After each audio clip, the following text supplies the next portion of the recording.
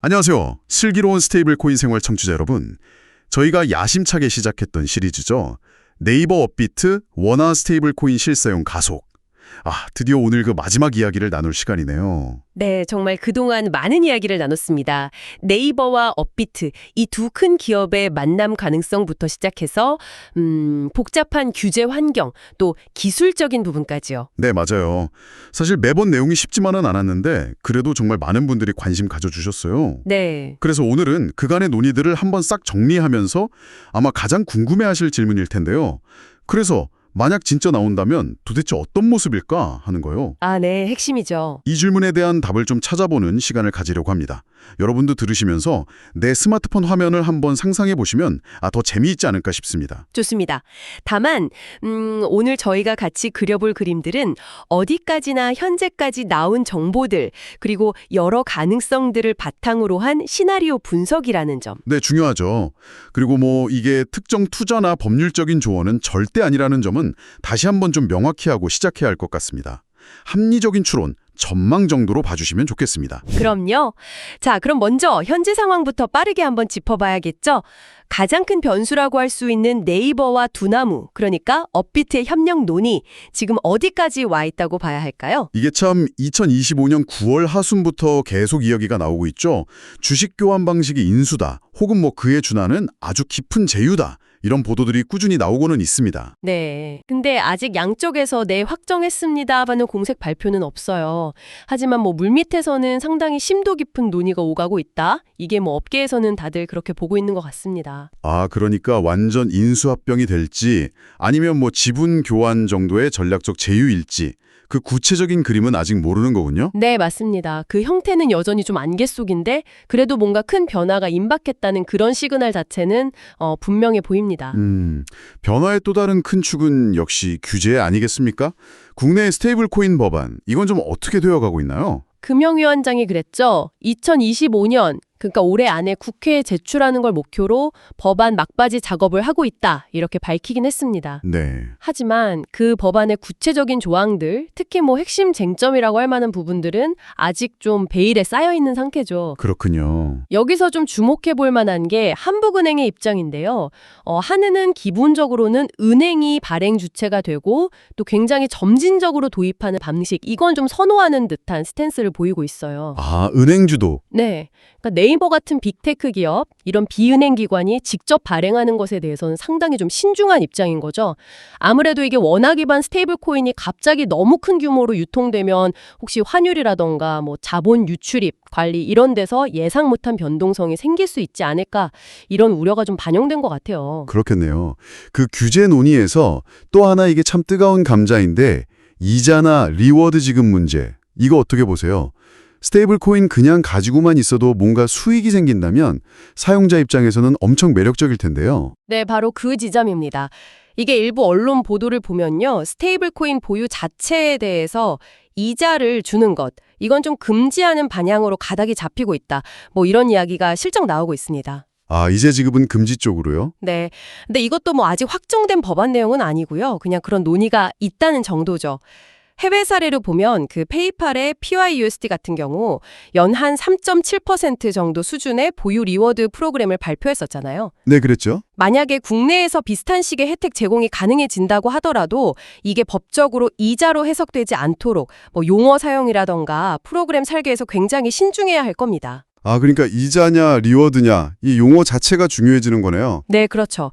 핵심은 이자는 법적으로 보통 예금에 대한 대가로 봐서 금융 규제를 받을 수 있는데 리워드는 좀 다르게 예를 들어 보유나 결제 사용 같은 특정 활동에 대한 보상으로 설계할 여지가 있다는 거거든요. 이 정말 미묘한 차이가 규제 적용의 방향을 가를 수도 있는 거죠. 글로벌 분위기도 전반적으로는 좀 보수적으로 흘러간다고 아까 언급하셨죠? 네, 맞아요. 전반적으로 그런 기류가 좀 강합니다. 예를 들어 영국 중앙은행 BOE도 만약에 디지털 파운드를 발행한다면 개인별로 보유 한도를 두는 방안을 검토 중이라고 했고요. 중국의 빅테크 기업들도 스테이블 코인 발행 계획을 일단은 좀 보류하는 그런 분위기입니다. 여기에 더해서 최근에 그 페이팔 PYUSD가 준비금보다 코인을 더 많이 발행했던 그런 해프닝 같은 거 있었잖아요. 네, 뉴스에서 봤어요. 그런 실제 운영 과정에서 예기치 못한 사고들이 터지면서 이게 단순히 기술적으로 구현하는 걸 넘어서서 얼마나 투명하고 안정적으로 운영 시스템, 그러니까 거버넌스를 잘 갖출 거냐, 이 중요성이 훨씬 더 부각되고 있습니다. 만드는 것만큼 잘 관리하는 게 중요하다. 이런 공감대가 좀 생기는 거죠. 그렇군요. 자, 이런 여러 국내외 상황들을 종합해 봤을 때 드디어 본론으로 들어가 보겠습니다. 정말 만약에 네이버페이와 업비트가 손을 잡고 원화 스테이블 코인을 내놓는다. 과연 어떤 모습으로 우리 앞에 나타날까요? 핵심 시나리오 몇 가지를 좀 그려주죠. 네. 크게 보면 한 3가지 정도 핵심 시나리오하고 약간 결이 다른 와일드카드 시나리오 하나, 이렇게 생각해 볼 수 있을 것 같습니다.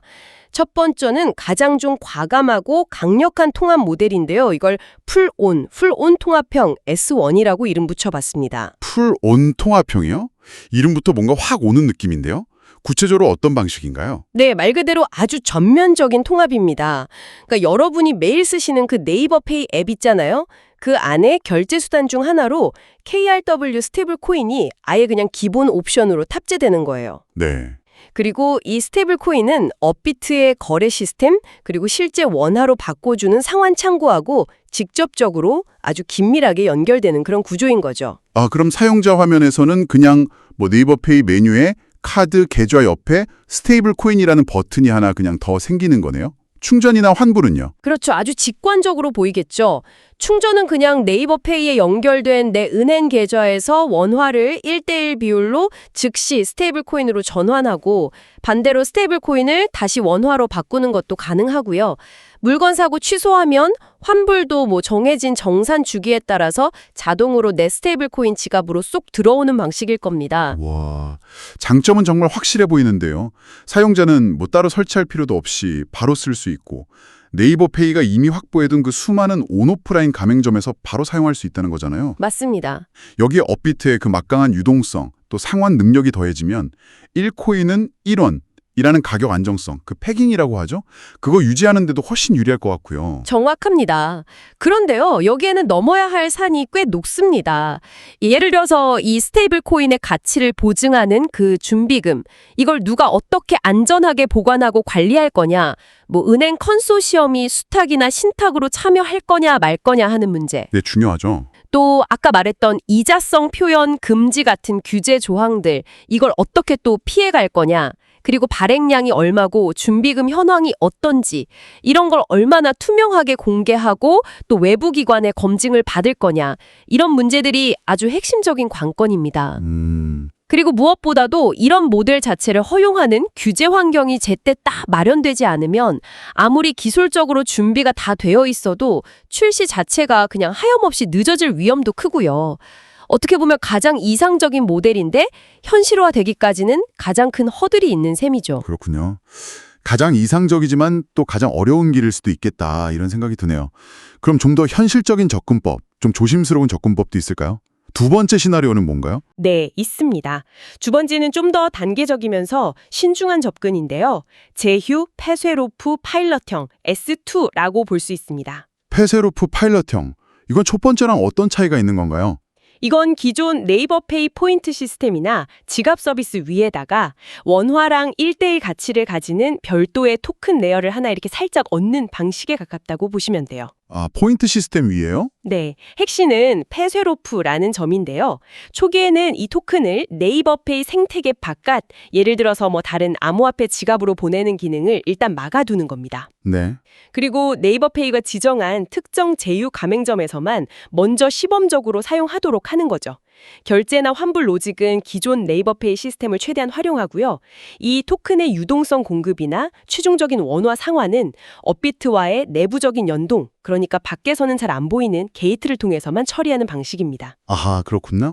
그럼 사용자 입장에서는 앱 화면에 네이버페이 포인트, KRW 스테이블 전환 이런 메뉴가 보이거나 아니면 일부 제휴처에서만 사용 가능합니다. 외부 전송 기능은 준비 중입니다. 이런 안내 문구가 붙을 수도 있겠네요. 네, 맞습니다. 사용 범위나 기능이 좀 제한적이라는 걸 명확히 알려주는 거죠. 이 방식의 장점은 아주 명확합니다. 아직 규제 방향이 완전히 정해지지 않은 이런 불확실한 상황에서 사업적인 리스크를 좀 최소화하면서 일단 시작해 볼 수 있다는 점이죠. 네.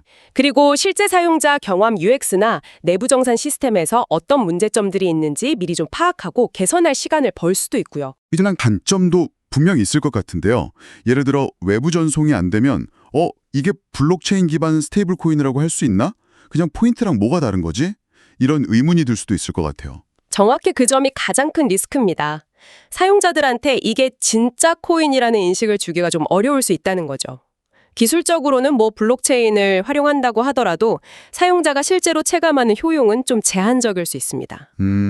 또 다른 관건은 외부 전송을 제한할 경우에 특정 지역에서만 사용 가능하게 하는 그런 지오펜싱 기술, 이걸 어떻게 적용할지, 그리고 제한된 환경이지만 자금 세탁 방지를 위한 트래블 룰, 그 자금 이동 규칙 관련 규제는 또 어떻게 준수할지, 이런 걸 미리 좀 대비해야 하고요. 네. 그리고 사용자에게 언제 어떤 조건으로 원화 상환을 보장하는지에 대한 명확한 약속, 그러니까 서비스 수준 협약, SLA를 어떻게 설정하고 공지할지도 중요하고요. 첫 번째 시나리오는 너무 좀 과감한 것 같고 두 번째는 또 너무 소극적인 느낌도 살짝 드는데요. 그럼 세 번째 시나리오는 뭔가 좀 균형점을 찾을 수 있을까요? 아까 한국은행이 선호할 수도 있다고 하셨던 그 모델 말씀이시죠? 네, 맞습니다. 세 번째는 은행 주도 발행형 S3 모델입니다. 이 시나리오의 핵심은요, 스테이블 코인의 발행 주체가 네이버나 업비트 같은 빅테크나 거래소가 아니라 바로 은행이 된다는 점입니다. 아, 은행이 직접 발행을 한다고요? 그럼 네이버페이나 업비트는 어떤 역할을 하게 되는 건가요? 네이버페이는 사용자들이 이 은행이 발행한 스테이블 코인을 편리하게 보관하고 사용할 수 있도록 지갑 기능하고 결제 인터페이스를 제공하는 역할에 집중하는 거죠. 네. 그리고 업비트는 이 스테이블 코인이 시장에서 원활하게 거래되고 유통될 수 있도록 풍부한 유동성을 공급하는 유동성 허브 역할을 담당하고요. 즉, 발행이나 준비금 관리, 또 최종적인 상환 책임 같은 가장 핵심적이고 민감한 기능은 은행 혹은 은행 콘소시엄이 전담을 하고요. 네이버와 업비트는 각자가 가진 강점, 그러니까 플랫폼과 유동성을 제공하면서 서로 협력하는 그런 구조입니다. 그렇다면 사용자 화면에서는 예를 들어서 신한은행 KRW 스테이블이라든지 KB국민은행 KRW 스테이블처럼 발행한 은행 이름이 명확하게 딱 표시되겠군요. 네, 그럴 가능성이 아주 높습니다. 스테이블 코인 관련해서 중요한 공지라던가 상환 절차 안내 같은 것도 해당 은행의 이름으로 이루어지겠죠. 이 모델의 가장 큰 장점은 역시 규제 친화성입니다. 네. 한국은행 같은 규제 당국이 우려하는 통화 정책이라던가 금융 안정성 리스크를 은행이라는 기존 금융 시스템의 틀 안에서 관리할 수 있다는 점에서 규제 당국의 요구 조건에 가장 잘 부합할 가능성이 높다고 볼 수 있습니다. 하지만 이 모델도 완벽하진 않겠죠. 어떤 점들을 좀 고려해야 할까요? 물론입니다. 우선 은행이 준비금을 어떤 자산으로 구성하고 운영할 것인가? 예를 들어서 전액 현금으로 예치할 거냐, 아니면 일부는 단기 국채 같은 걸 포함시킬 거냐 하는 문제요. 네. 그리고 그 준비금 현황을 얼마나 자주, 또 어떤 외부 기관, 예를 들어 미국의 공신력 있는 회계법인 협회인 AICPA 같은 곳의 기준을 따르는 그런 회계법인을 통해서 검증받고 공시할 것인지가 매우 중요합니다. 투명성과 신뢰성 확보의 핵심이죠. 그렇죠. 또 다른 좀 현실적인 리스크는 은행 내부의 의사결정 구조가 상대적으로 좀 복잡하고 보수적일 수 있어서 새로운 기능을 추가하거나 서비스를 개선하는 속도, 그러니까 민첩성이 아무래도 빅테크 기업에 비해서는 좀 떨어질 수 있다는 단점이 있습니다. 사용자 요구에 좀 발빠르게 대응하기 어려울 수도 있다는 거죠. 그렇군요.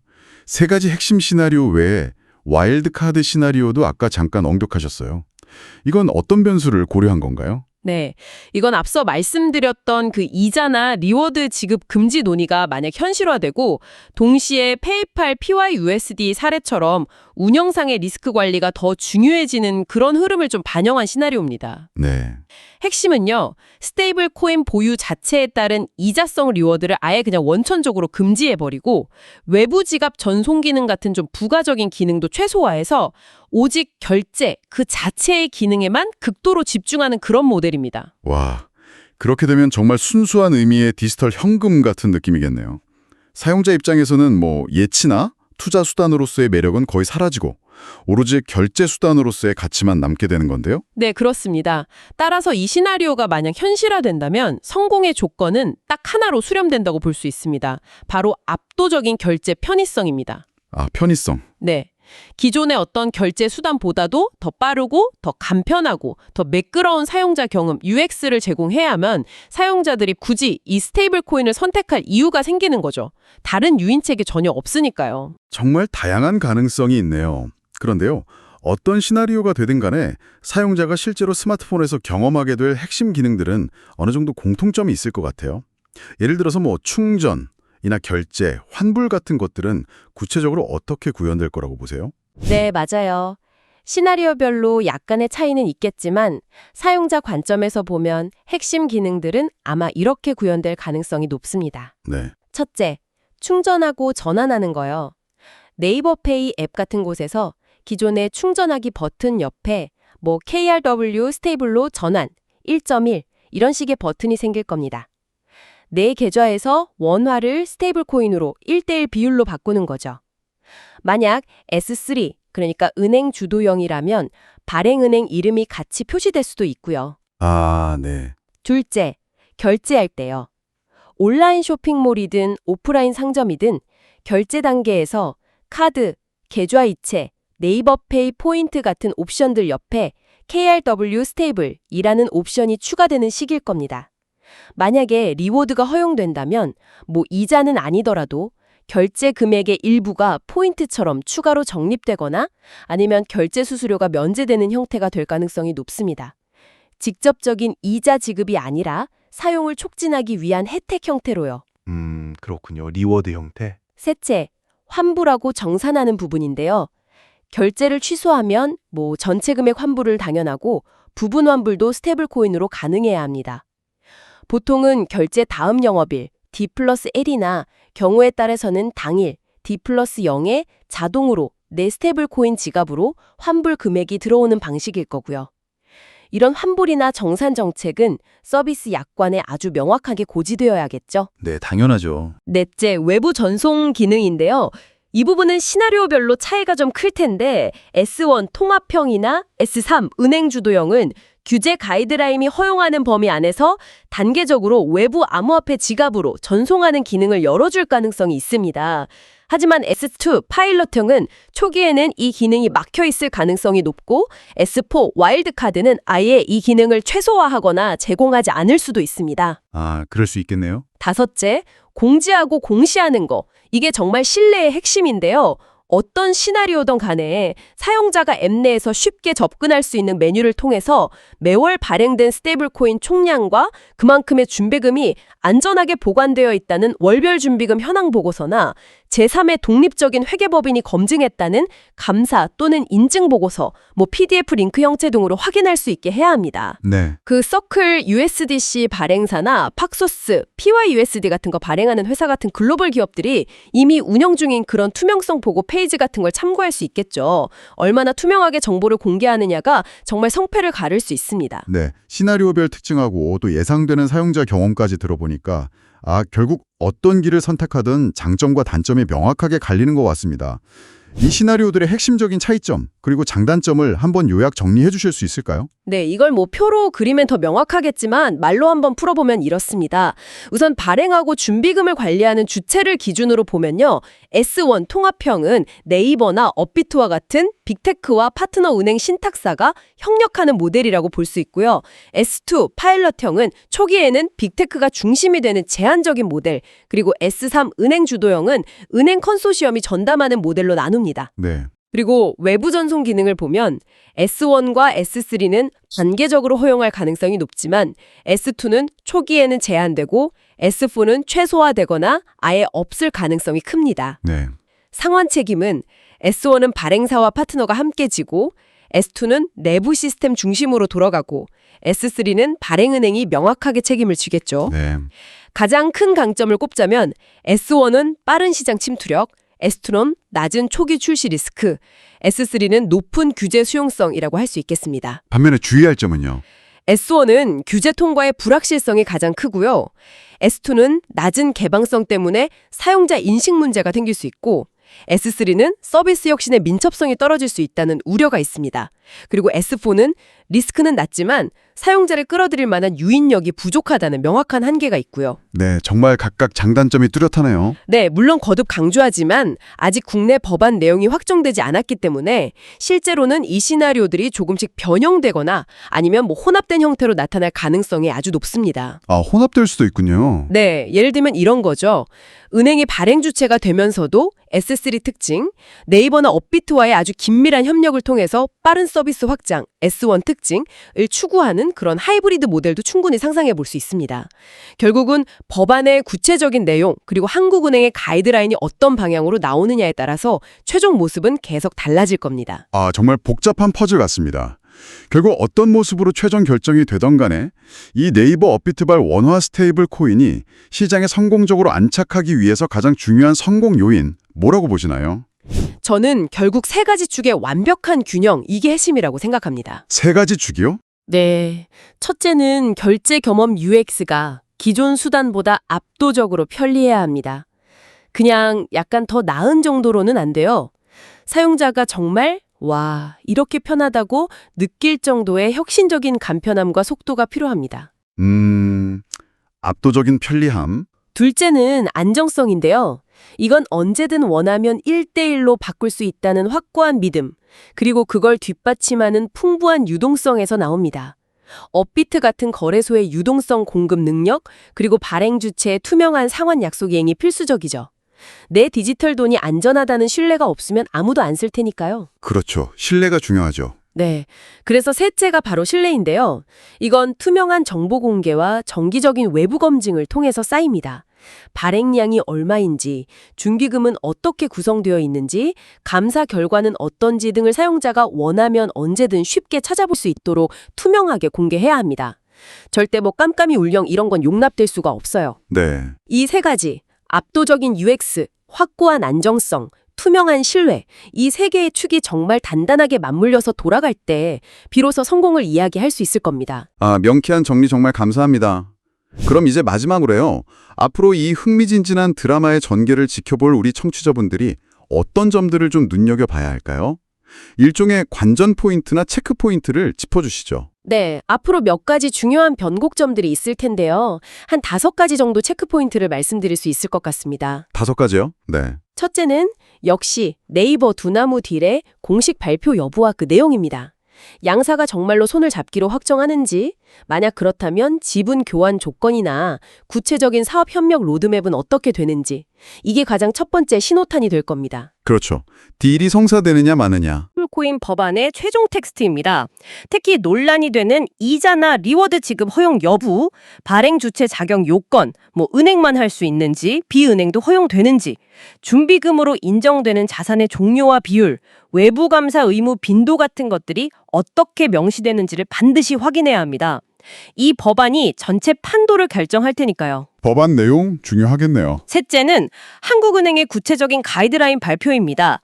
만약에 은행 주도 발행 S3나 혹은 그와 비슷한 모델로 방향이 잡힌다면 한은이 내놓을 세부 지침들, 예를 들어서 초기 시범 운용 범위라던가 개인 보유 한도 설정 여부, 은행의 보고 의무 같은 것들이 실제 서비스의 모습에 큰 영향을 미칠 겁니다. 네. 넷째는 실제 서비스가 출시된 후에 투명성 대시보드가 제대로 구현되는지, 그리고 그 퀄리티가 어떤지입니다.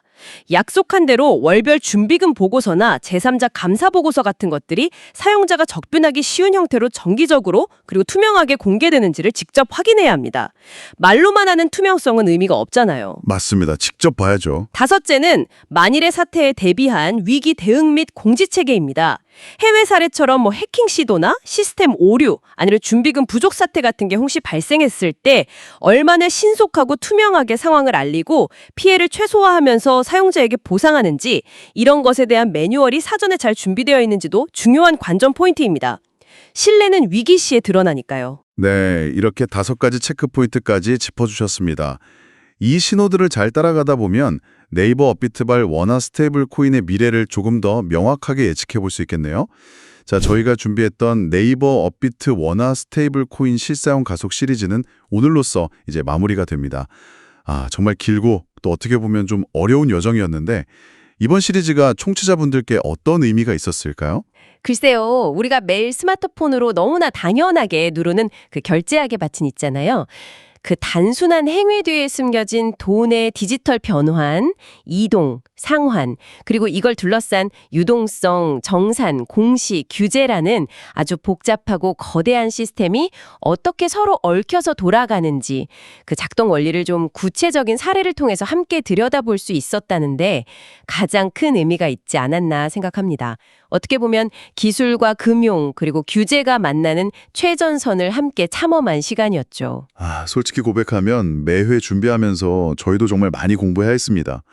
용어도 생소하고 개념도 좀 어렵고 그랬죠. 네, 쉽지 않았죠. 그럼에도 불구하고 끝까지 호기심 잃지 않고 함께 이 여정을 완주해 주신 우리 청취자 여러분께 진심으로 깊이 감사드립니다. 네, 여러분이 보내주신 그 날카로운 질문들, 또 따뜻한 격려 덕분에 저희도 이 시리즈를 무사히 마칠 수 있었습니다. 저에게도 정말 귀한 배움과 성장의 시간이었습니다. 여기는 슬기로운 스테이블 코인 생활이었습니다.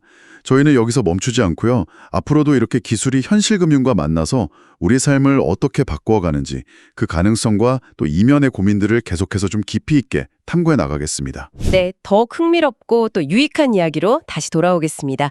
긴 시간 함께 해주셔서 진심으로 감사합니다.